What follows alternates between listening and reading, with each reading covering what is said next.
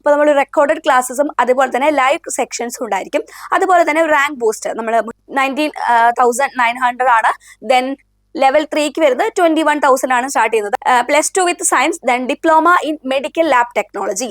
നിങ്ങൾ അപ്ലൈ ചെയ്യുന്ന പോസ്റ്റ് അറിയാലോ, ടെക്നോളജി ടെക്നീഷ്യൻ ആണെങ്കിൽ അങ്ങനെ, ലാബ് ടെക്നോളജിസ്റ്റ് ആണെങ്കിൽ അങ്ങനെ. PWBD കാൻഡിഡേറ്റ്സിന് ഫീസ് ഇല്ല. Okay, hello everyone, welcome back to Edu's international academy. എല്ലാവരുടെയും ഒരു വലിയ സ്വപ്നമാണ് ഒരു സെൻട്രൽ ഗവൺമെന്റ് ജോലി എന്നുള്ളത് അല്ലേ. DMLT അതുപോലെ തന്നെ BSc MLT കഴിഞ്ഞവർക്കൊക്കെ ഒരു വലിയ സുവർണ അവസരമാണ് വന്നു ചേർന്നിരിക്കുന്നത്. CRE നോട്ടിഫിക്കേഷൻ വന്നിരിക്കുകയാണ്. ഓൾറെഡി ഒരു 3 മാസം മുന്നേ നമ്മൾ CRE നോട്ടിഫിക്കേഷൻ കണ്ടതാണ് അല്ലേ. അതിൽ എയിംസ്, ജിപ്മർ അതുപോലെ തന്നെ ESIC തുടങ്ങിയ മെഡിക്കൽ ഇൻസ്റ്റിറ്റ്യൂട്ടോടൊക്കെ നോട്ടിഫിക്കേഷൻ വിളിച്ചിരുന്നു. പക്ഷെ ഇപ്പോൾ വിളിച്ചിരിക്കുന്നത് എയിംസിലോട്ട് മാത്രമാണ് ഇപ്പോൾ വാക്കൻസിക്ക് നോട്ടിഫിക്കേഷൻ വന്നിട്ടുള്ളത്. അപ്പോൾ നമുക്ക് ഡീറ്റെയിൽസിലോട്ട് പോകാം. അപ്പോൾ ആരും ഈ അവസരം പാഴാക്കരുത്. ഓക്കെ, അപ്പോൾ നോട്ടിഫിക്കേഷൻ ഡീറ്റെയിൽസും അതുപോലെ തന്നെ ലാസ്റ്റ് ഡേറ്റും ഒക്കെ നമുക്ക് ഡിസ്കസ് ചെയ്യാം.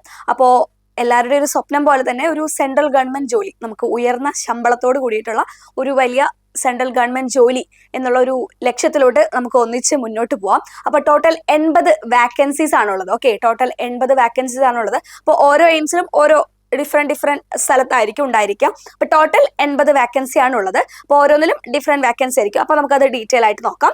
അപ്പോൾ നമ്മളിവിടെ CREക്ക് ഒരു ക്രാഷ് ബാച്ച് സ്റ്റാർട്ട് ചെയ്യാൻ പോവാണ്. അപ്പോൾ നമ്മൾ റെക്കോർഡഡ് ക്ലാസ്സും അതുപോലെ തന്നെ ലൈവ് സെക്ഷൻസും ഉണ്ടായിരിക്കും. അതുപോലെ തന്നെ റാങ്ക് ബൂസ്റ്റ്, നമ്മൾ മുന്നേ ഉള്ള CRE ക്വസ്റ്റ്യൻ പേപ്പറൊക്കെ വെച്ച് ആ ഒരു ഇമ്പോർട്ടൻ്റ് ആയിട്ടുള്ള ഒരു ഏരിയ ഒക്കെ കവർ ചെയ്യുന്ന രീതിക്കുള്ള റാങ്ക് ബൂസ്റ്റർ പാക്കും അതുപോലെ തന്നെ ലൈവ് സെക്ഷനും അതുപോലെ ഒരുപാട് MCQ സെക്ഷൻസും യൂട്യൂബ് ലൈവും സൂം ലൈവും ഒക്കെ തന്നെ ഉണ്ടാവും. അപ്പോൾ ലൈവ് സെക്ഷൻ എന്ന് പറഞ്ഞാൽ നിങ്ങൾക്കും കൂടെ പാർട്ടിസിപ്പേറ്റ് ചെയ്യാം ആക്റ്റീവായിട്ട്. റെക്കോർഡഡ് ക്ലാസ് പോലെയല്ല, നിങ്ങൾ പഠിച്ച കാര്യങ്ങൾ ആക്റ്റീവായിട്ട് പറയുവാനും അതുപോലെ നിങ്ങൾ ഡൗട്ടൊക്കെ ക്ലിയർ ചെയ്യാനും പറ്റിയ ഒരു വലിയ ഒരു അവസരമൊക്കെ നിങ്ങൾക്ക് ഈ ക്ലാസ്സോട് കൂടെ ലഭിക്കും. അപ്പോൾ എല്ലാവരും ഉടനെ തന്നെ ജോയിൻ ചെയ്യുക. ഇപ്പോൾ ഈ കാണുന്ന നമ്പറിലോട്ടാണ് നിങ്ങൾ കോൺടാക്ട് ചെയ്യേണ്ടത്. അപ്പോൾ CRE ഓൾറെഡി മുന്നേ എഴുതിയിട്ടുണ്ടായിരിക്കാം നിങ്ങൾ, ഇല്ലെങ്കിൽ പറയുവാണ്, കാരണം അധികം സമയം ഉണ്ടാവില്ല. നമ്മൾ PSC പോലെയൊന്നും ആദ്യം നോട്ടിഫിക്കേഷൻ വന്ന് പിന്നെ കൺഫർമേഷൻ അതിനൊക്കെ ഒരുപാട് സമയം ഉണ്ടാവില്ല. നമ്മൾ നോട്ടിഫിക്കേഷൻ വന്ന് ലാസ്റ്റ് ഡേറ്റ് ക്ലോസ് ചെയ്ത് കഴിഞ്ഞാൽ ഉടനെ 1 മാസത്തിനുള്ളിൽ തന്നെ എക്സാം ഉണ്ടായിരിക്കും. അപ്പോൾ അതിനുള്ളിൽ നമ്മൾ ആ സിലബസ് ഒക്കെ കവർ ചെയ്യണം. ഓക്കെ, അപ്പോൾ വേഗം തന്നെ നമുക്ക് പഠിച്ചു തുടങ്ങാം. ലാസ്റ്റ് ഡേറ്റിലോട്ട് വേണ്ടി ആരും വെയിറ്റ് ചെയ്യരുത്. അപ്പോൾ മൊത്തം CREക്ക് എയിംസിലോട്ടാണ് വിളിച്ചിട്ടുള്ളത്. മൊത്തം 80 വാക്കൻസീസ് ആണുള്ളത്. ശ്രദ്ധിക്കണം, 80 വാക്കൻസീസ് ആണ്. അപ്പോൾ സ്റ്റാർട്ട് ചെയ്തത് 14 തീയതി, നവംബർ 14 സ്റ്റാർട്ട് ചെയ്തു. ഓൾറെഡി നവംബർ 14 സ്റ്റാർട്ട് ചെയ്തു. ലാസ്റ്റ് ഡേറ്റ് വന്നിട്ട് December 2 ആണ്. അപ്പോൾ December 2 വരെ ആരും വെയിറ്റ് ചെയ്യണ്ട, ഇന്ന് തന്നെ അപ്ലൈ ചെയ്യുക. അതുപോലെ തന്നെ എക്സാം വരുന്നത്, ഇപ്പോൾ ലാസ്റ്റ് ഡേറ്റ് ഒക്കെ ശ്രദ്ധിച്ചാൽ നിങ്ങൾക്ക് മനസ്സിലാവും, 2 തീയതി December 2 കഴിഞ്ഞ് എക്സാം ഡേറ്റ് നോക്കൂ, 22 തൊട്ട് 24 വരെ. അപ്പോൾ കറക്റ്റ് നമുക്ക് 1 മാസം പോലും തികച്ചില്ല. അപ്പോൾ അതിനുള്ളിൽ നമ്മൾ പഠിച്ചിട്ടുള്ള ഇവർ സിലബസ് പറയുന്നത് BSc MLT അല്ലെങ്കിൽ DMLT ആണെങ്കിൽ നമ്മൾ പഠിച്ചിട്ടുള്ള ആ സെയിം സിലബസ് തന്നെയാണ് പറയുന്നത്. പിന്നെ എക്സ്ട്രാ നമുക്ക് ജനറൽ നോളജും കാര്യങ്ങളും കൂടി ഉണ്ട്. അപ്പോൾ ബാക്കി CBT കമ്പ്യൂട്ടർ ബേസ്ഡ് ടെസ്റ്റിന്റെ ഡേറ്റ് പറയുന്നത് 22 തൊട്ട് 24 ആണ്. ബാക്കി സ്കിൽ ടെസ്റ്റിന്റെ പിന്നീട് അറിയിക്കുന്നതായിരിക്കും. അപ്പോൾ നോട്ടിഫിക്കേഷൻ സ്റ്റാർട്ട് ചെയ്തു. ഓൾറെഡി നവംബർ 14 സ്റ്റാർട്ട് ചെയ്തു. December 2 last date. ലാസ്റ്റ് ഡേറ്റിന് വേണ്ടി ആരും വെയിറ്റ് ചെയ്യരുത്, ഉടനെ തന്നെ അപ്ലൈ ചെയ്യാം. ഓക്കെ, എക്സാം ഡേറ്റ് ഒന്ന് ഓർത്തിരിക്കുക. 22 24 ഉള്ളിലായിട്ട് എക്സാം ഉണ്ടായിരിക്കും. പിന്നെ അതുപോലെ തന്നെ പേ ലെവൽ നോക്കുകയാണെങ്കിൽ ഓരോ ഡിഫറെന്റ് പോസ്റ്റ് ആണ്. അതിൽ പേ ലെവൽ ഡിഫറൻസ് ഉണ്ട്. പേ 2, 3, 4, 5, 6 അങ്ങനെയാണ്. അപ്പം അതിലൊരു ബേസിക് പേ ലെവല് നമുക്ക് ഒരു ബേസിക് തൊട്ടിട്ട് നമുക്കൊരു അപ്രോക്സിമേറ്റ് വരെ ഉണ്ടായിരിക്കും. അപ്പോൾ ഒരു ബേസിക് സാലറി സ്റ്റാർട്ട് ചെയ്യുന്നത് ലെവൽ 2ന് 19,900 ആണ്. ദെൻ ലെവൽ 3ക്ക് വരുന്നത് 21,000 ആണ് സ്റ്റാർട്ട് ചെയ്യുന്നത്. ലെവൽ 4ന് 25,000 ആണ്. ലെവൽ 5 29, ദെൻ ലെവൽ 6 35,000 ആണ്. ഇതൊരു ബേസിക് പേ ആണ്. അതിന്റെ അപ്രോക്സിമേറ്റ് ഉണ്ടായിരിക്കും. ഇതൊരു ബേസിക് പേ ആണ്. ദെൻ നമുക്ക് ഡീറ്റെയിൽസിലോട്ട് പോവാം. അപ്പോൾ CRE ഇപ്പോൾ വിളിച്ചിട്ടുള്ളത് ലാബ് അറ്റൻഡന്റ് ഗ്രേഡ് 2, അതുപോലെ തന്നെ ടെക്നീഷ്യൻ ലബോറട്ടറി, അതുപോലെ തന്നെ lab technician, junior medical lab technologist, അതുപോലെ തന്നെ മെഡിക്കൽ ലാബ് ടെക്നോളജിസ്റ്റ് എന്നീ പോസ്റ്റുകളിലേക്കാണ് വിളിച്ചിട്ടുള്ളത്. അപ്പോൾ ഇതാണ് പോസ്റ്റ്. അപ്പോൾ first junior medical lab technologist institute ഏതൊക്കെയാണെന്ന് നമുക്ക് നോക്കാം. എയിംസ്, ഭോപ്പാൽ, അതുപോലെ തന്നെ ബിലാസ്പൂർ, അതുപോലെ തന്നെ റൈബേറി. അവിടെയാണ് അവന് ഏജ് വരുന്നത് ഈ 3 സെയിം ആണ്. 18 to 27 വയസ്സിനുള്ളിലുള്ളവർക്ക് അപ്ലൈ ചെയ്യാം. പിന്നെ അതുപോലെ തന്നെ പേ ലെവൽ 5. അപ്പോൾ നമ്മൾ നേരത്തെ പേ ലെവൽ 2, 3, 4 അങ്ങനെ കണ്ടില്ലേ. അപ്പോൾ ഇതിന്റെ പേ ലെവൽ വരുന്നത് 5 ആണ്. ഓക്കെ, അപ്പോൾ ജൂനിയർ മെഡിക്കൽ ലാബ് ടെക്നോളജിസ്റ്റിന്റെ പേ ലെവൽ വരുന്നത് 5 ആണ്. ഇനി ക്വാളിഫിക്കേഷൻ പറയുന്നത് എസെൻഷ്യൽ ആയിട്ടുള്ള qualification +2 with science subject physics chemistry biology biotechnology then 2 year regular diploma in medical laboratory technology ഒരു ഗവൺമെന്റ് ഓതറൈസ്ഡ് ആയിട്ടുള്ള ഇൻസ്റ്റിറ്റ്യൂട്ടിൽ നിന്ന്. അതുപോലെ തന്നെ university or institution with 1 year relevant experience in laboratory attached with hospital having minimum 100 bed. ഇനി അതുപോലെ തന്നെ or പറയുന്നത് +2 സയൻസ് വിത്ത് സബ്ജക്ട് നേരത്തെ പറഞ്ഞ സെയിം ഫിസിക്സ് കെമിസ്ട്രി ബയോളജി തന്നെയാണ് and BSc MLT medical lab technology. അതുപോലെ തന്നെ ബാച്ചിലർ ഓഫ് മെഡിക്കൽ ലാബ് ടെക്നോളജിക്കാർക്കും അപ്ലൈ ചെയ്യാം. അപ്പോൾ DMLT ആണെങ്കിൽ എന്താണ്, ഡിപ്ലോമയ്ക്കാണെങ്കിൽ അവിടെ എക്സ്പീരിയൻസ് പറയുന്നുണ്ട്. ഇവിടെയാണെങ്കിൽ BSc MLT ആണെങ്കിൽ എക്സ്പീരിയൻസ് പറയുന്നില്ല. അപ്പോൾ അതൊന്ന് ശ്രദ്ധിക്കുക. അപ്പോൾ ഈ 3 പോസ്റ്റിലോട്ടും സെയിം ക്വാളിഫിക്കേഷനും സെയിം പേ ലെവലും സെയിം ഏജ് ലിമിറ്റും ആണ്. ഓക്കെ, ഇൻസ്റ്റിറ്റ്യൂട്ട് ഡിഫറെൻ്റ് ആണ്, ഓരോന്നും ഡിഫറെൻ്റ് ആണ്. അപ്പോൾ എത്ര വേക്കൻസി ഉണ്ടെന്ന് നമുക്ക് പറയാം. ജസ്റ്റ് ഫസ്റ്റത്തെ ഒരു ക്വാളിഫിക്കേഷനും കാര്യങ്ങളൊക്കെ നിങ്ങൾ നോക്കുക. ദെൻ ഇനി ലാബ് അറ്റൻഡന്റ് ഗ്രേഡ് 2 വിളിച്ചിട്ടുള്ളത് എയിംസ് ബിലാസ്പൂർ, അതുപോലെ തന്നെ എയിംസ് മംഗലഗിരി, അതുപോലെ തന്നെ ഭുവനേശ്വർ, നാഗ്പൂർ, ഡിയോഗാറിലാണ് വിളിച്ചിട്ടുള്ളത്. ഇതിലും സെയിം നേരത്തെ നമ്മൾ പറഞ്ഞ ജൂനിയർ മെഡിക്കൽ ലാബ് ടെക്നോളജിസ്റ്റ് പറഞ്ഞ സെയിം ഏജ് ആണ്, 18 to 27 തന്നെയാണ്. ഇവിടെ പേ ലെവൽ 2 ആണ്. ഓക്കെ, അപ്പോൾ ജൂനിയർ മെഡിക്കൽ ലാബോറട്ടറി ടെക്നോളജിസ്റ്റിനേക്കാളും സാലറി സ്കെയിൽ കുറച്ച് കുറവാണ് ലാബ് അറ്റൻഡന്റ്. അപ്പോൾ ക്വാളിഫിക്കേഷൻ എന്താ നമുക്ക് നോക്കാം. +2 സയൻസ് വിത്ത് സയൻസ്, അതുപോലെ തന്നെ diploma in medical lab technology. Desirable പറയുന്നത് എക്സ്പീരിയൻസ് 2 ഇയർ റെലവൻറ്റ് ഫീൽഡ് ആണ്. എസെൻഷ്യൽ ആണ്, ഇത് ഡിസൈറബിൾ ആണ്, ശ്രദ്ധിക്കുക. അപ്പൊ നേരത്തെ DMLT വിത്ത് 2 ഇയർ എക്സ്പീരിയൻസും ഓർ BSc MLT ആണെങ്കിൽ എക്സ്പീരിയൻസ് വേണ്ടാവും നമ്മൾ പറഞ്ഞത് അല്ലേ. അപ്പൊ ഇതാണ് ലാബ് അറ്റൻഡന്റ് ഗ്രേഡ് 2 ഇൻസ്റ്റിറ്റ്യൂട്ട്, ഏതൊക്കെ ഇൻസ്റ്റിറ്റ്യൂട്ടിലോടാണ്, അതുപോലെ തന്നെ ഏജും പേ സ്കെയിൽ എത്രയാണ്, 2 ആണ്. നേരത്തെ നമ്മൾ 5 ആയിരുന്നു കണ്ടത് അല്ലേ. അതുപോലെ ക്വാളിഫിക്കേഷൻ ഒന്ന് ശ്രദ്ധിക്കുക. ദെൻ നമുക്ക് നെക്സ്റ്റ് നോക്കാം ലാബ് ടെക്നീഷ്യൻ. അപ്പോൾ ലാബ് അറ്റൻഡന്റ് കഴിഞ്ഞു, ജൂനിയർ ലാബ് ടെക്നോളജിസ്റ്റ് കഴിഞ്ഞു. ഇത് ലാബ് ടെക്നീഷ്യൻ ആണ്. ഇത് വിളിച്ചിട്ടുള്ളത് എയിംസ് ബത്തിൻഡ, അതുപോലെ തന്നെ മംഗലഗിരി, രാജ്കോട്ട്, വിജയ്പൂരിലോട്ടാണ് വിളിച്ചിട്ടുള്ളത്. ഇവിടെ ഏജ് വ്യത്യാസമുണ്ട്. നേരത്തെ 18 to 27 ആയിരുന്നു പറഞ്ഞത്. ഇവിടെ എത്രയാ നോക്കൂ, 21 to 30 ആണ് അല്ലെ. 21 to 30 ആണ്. ഇവിടെയും സാലറി സ്കെയിൽ കൂടുതലാണ്, 5 ആണ് പറഞ്ഞിട്ടുള്ളത്. ഇവിടെ ക്വാളിഫിക്കേഷൻ വരുന്നത് +2 with science then diploma in medical lab technology then desirable ആയിട്ട് BSc in medical lab technology. ഇവിടെ എക്സ്പീരിയൻസ് പറയുന്നില്ല. ഓക്കെ, അപ്പോൾ BSc MLT കാർക്കും DMLT കഴിഞ്ഞവർക്കൊക്കെ അപ്ലൈ ചെയ്യാവുന്നതാണ്. സാലറി സ്കെയിൽ 5 ആണ് കേട്ടോ. ഇനി മെഡിക്കൽ ലാബ് ടെക്നോളജിസ്റ്റ് എയിംസ് ന്യൂഡൽഹിയിലോട്ട് മാത്രമാണ് വിളിച്ചിട്ടുള്ളത്. ഇവിടെ ഏജ് വരുന്നത് 18 to 27 ആണ്. Then relaxable up to 40 years in the case of employees of AIIMS. അപ്പൊ എയിംസിലെ എംപ്ലോയീസിന് റിലാക്സേഷൻ ഉണ്ട്. ദെൻ ഇവിടെ സാലറി സ്കെയിൽ കൂടുതലാണ്, 6 ആണ്. അപ്പൊ നേരത്തെ നമ്മൾ ലാബ് അറ്റൻഡന്റിൽ 2 ആയിരുന്നു, അതുപോലെ ജൂനിയർ ലാബ് ടെക്നോളജിസ്റ്റിൽ 5 ആയിരുന്നു, ലാബ് ടെക്നീഷ്യനിൽ 5 ആയിരുന്നു. ഇവിടെ എത്രയാണ്, 6 ആണ് സാലറി സ്കെയിൽ വരുന്നത്. ഓക്കെ, ഇവിടെ ക്വാളിഫിക്കേഷൻ നോക്കാം. +2 വിത്ത് സയൻസ് സബ്ജക്ട്, നേരത്തെ നമ്മൾ സെയിം പറഞ്ഞ physics chemistry biology biotechnology. Then 2 year regular diploma in medical lab technology from government recognised university or institution with 1 year relevant experience പറയുന്നുണ്ട്. ഓക്കെ, നേരത്തെ നമ്മൾ പറഞ്ഞ സെയിം എക്സ്പീരിയൻസ് പറയുന്നുണ്ട്. ഇനി BSc MLT ആണെങ്കിൽ എന്താണ്, അവിടെ എക്സ്പീരിയൻസ് വേണ്ട. ഇത് DMLT ആണ് എക്സ്പീരിയൻസ് ഉള്ളത്. ദെൻ ഓർ പറഞ്ഞിട്ട് ഇവിടെ നമുക്ക് BSc MLT കാർക്കും അപ്ലൈ ചെയ്യാവുന്നതാണ്. ഓക്കെ, ഇനി ടെക്നീഷ്യൻ ലബോറട്ടറി ഇത് വിളിച്ചിട്ടുള്ളത് എയിംസ് ബിബിനഗർ, അതുപോലെ തന്നെ മംഗലഗിരി, നാഗ്പൂർ, ബത്തിൻഡയിലോട്ടൊക്കെയാണ് വിളിച്ചിട്ടുള്ളത്. ഇവിടെ ഏജ് വരുന്നത് 25 to 35 ആണ്. അപ്പൊ ഇവിടെ ഏജ് കുറച്ചും കൂടി കൂടുതലാണ് അല്ലെ. ഏജ് ഗ്യാപ്പ് കുറച്ചുകൂടി കൂടുതലാണ്. 25 to നേരത്തെ നമ്മൾ പറഞ്ഞ 18 to 27, അതുപോലെ തന്നെ 21 to 30 ഒക്കെ ആയിരുന്നു. ഇവിടെ 25 to 35 ആണ്. അപ്പൊ നിങ്ങൾ എപ്പോഴും അപ്ലൈ ചെയ്യുമ്പോൾ നിങ്ങൾക്ക് നിങ്ങളുടെ ഏജിന് അനുയോജ്യമായിട്ടുള്ള പോസ്റ്റ് നോക്കി സെലക്ട് ചെയ്യുക. ഇവിടെയും പേ സ്കെയിൽ കൂടുതലാണ്, 6 ആണ്.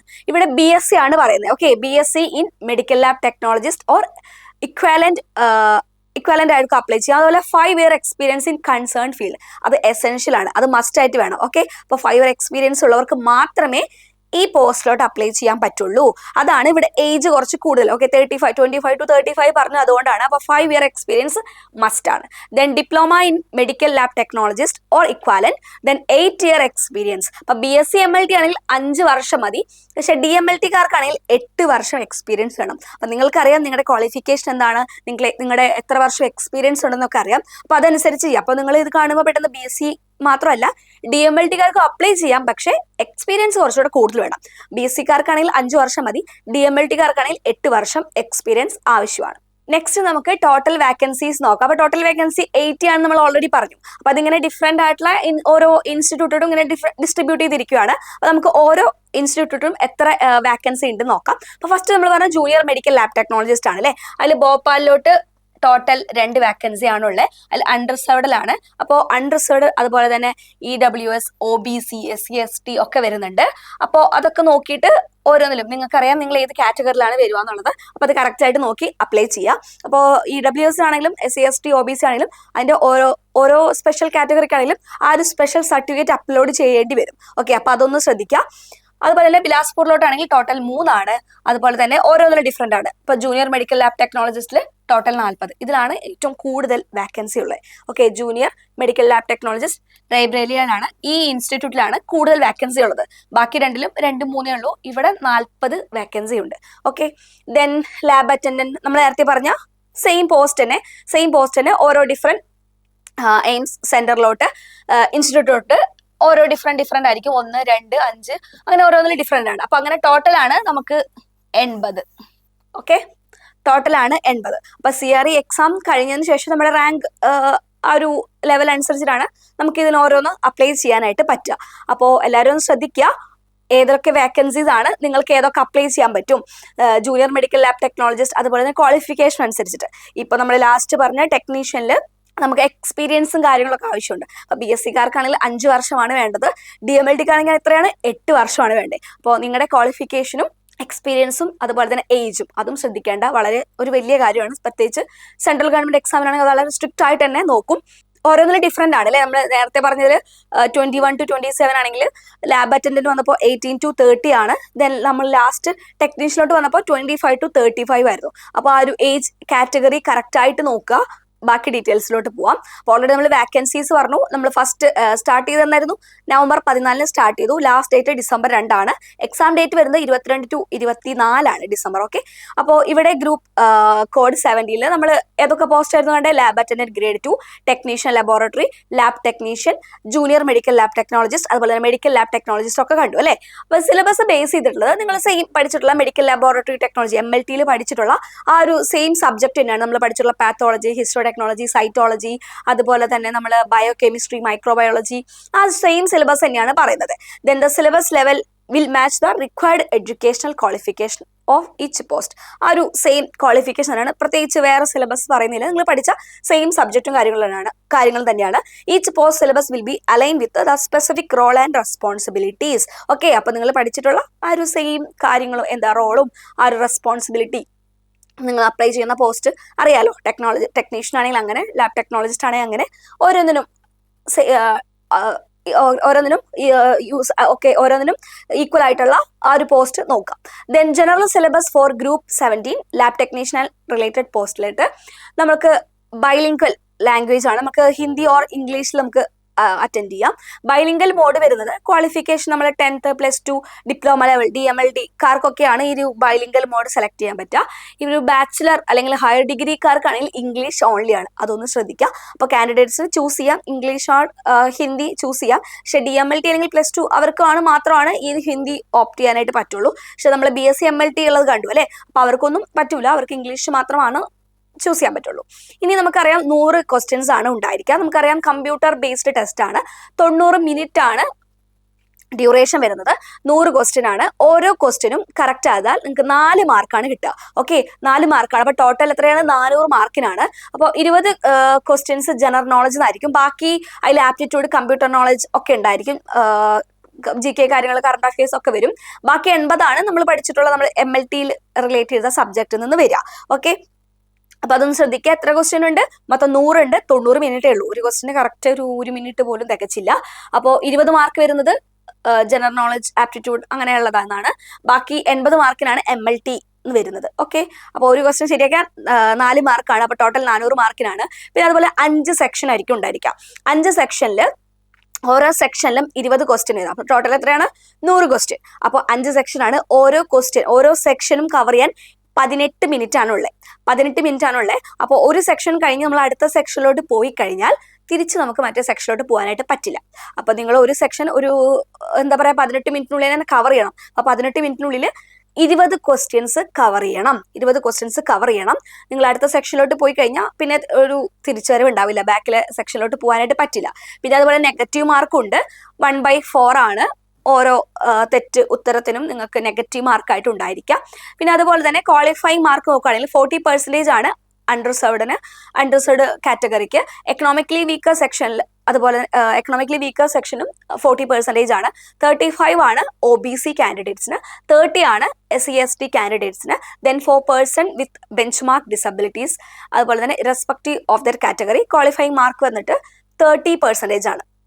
Then for ex-servicemen, qualifying mark will be apply as per their respective category അനുസരിച്ച് ഡിഫറെൻ്റ് ആയിരിക്കും. അപ്പോൾ ഓരോരുത്തരും ക്വാളിഫൈ ചെയ്യുന്ന മാർക്ക് ഒന്ന് നോക്കി വയ്ക്കുക, ഏത് കാറ്റഗറിയിലാണ് വരുന്നതെങ്കിൽ.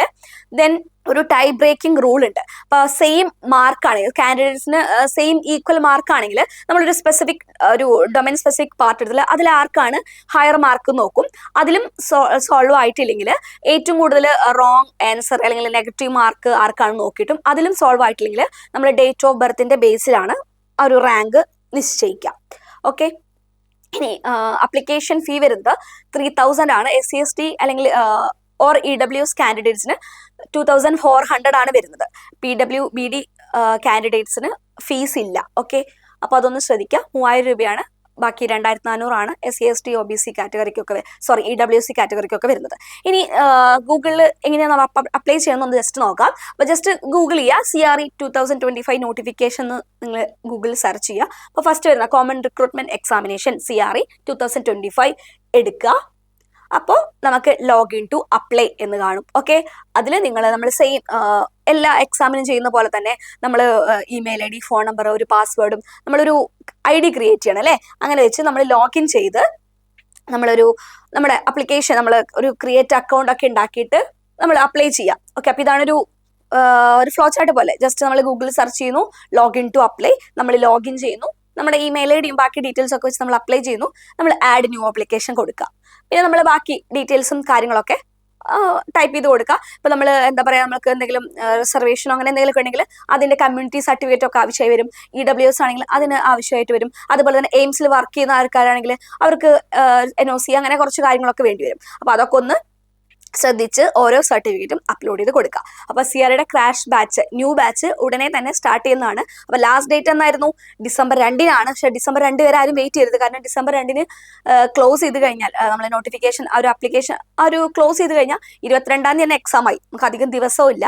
അപ്പോൾ 14-ാം തീയതി ഓൾറെഡി സ്റ്റാർട്ട് ചെയ്തു. അപ്പോൾ ഇന്ന് തന്നെ അപ്ലൈ ചെയ്യുക, ഇന്ന് തന്നെ ബാച്ചിൽ ജോയിൻ ചെയ്യുക. അപ്പോൾ അഡ്മിഷനായിട്ട് നിങ്ങൾ കോൾ ചെയ്യേണ്ട നമ്പർ ഇതാണ്. അപ്പോൾ നമ്മൾ റെക്കോർഡഡ് ക്ലാസ് സിലബസ് എല്ലാം കവർ ചെയ്യുന്ന രീതിക്ക്, അപ്പോൾ നമ്മളിവിടെ കണ്ടു സിലബസ് എന്താ പറയുന്നത്, MLT പഠിച്ച സെയിം സിലബസ് തന്നെയാണ് അല്ലേ. അപ്പോൾ നമ്മൾ എല്ലാ സിലബസിൻ്റെ എല്ലാം കവർ ചെയ്യുന്ന രീതിക്ക് നമ്മൾ റെക്കോർഡഡ് ക്ലാസ് ഉണ്ടായിരിക്കും. അപ്പോൾ റെക്കോർഡഡ് ക്ലാസ്സിനോടൊപ്പം തന്നെ നിങ്ങൾക്ക് ലൈവ് സെക്ഷൻസ് ഉണ്ടായിരിക്കും. അപ്പോൾ MLTയും അതുപോലെ തന്നെ ജനറൽ സബ്ജക്ട്സും ഇമ്പോർട്ടൻ്റ് ആണ്. അപ്പോൾ നമ്മൾ MLT മാത്രമല്ല, കുറച്ച് കറണ്ട് അഫയേഴ്സും GK ആപ്റ്റിറ്റ്യൂഡ് അതും വളരെ ഇമ്പോർട്ടൻ്റ് ആണ്.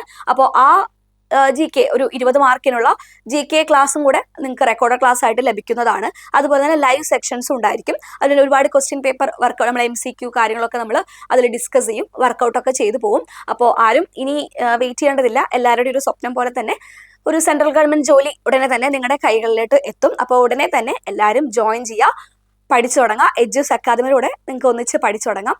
താങ്ക്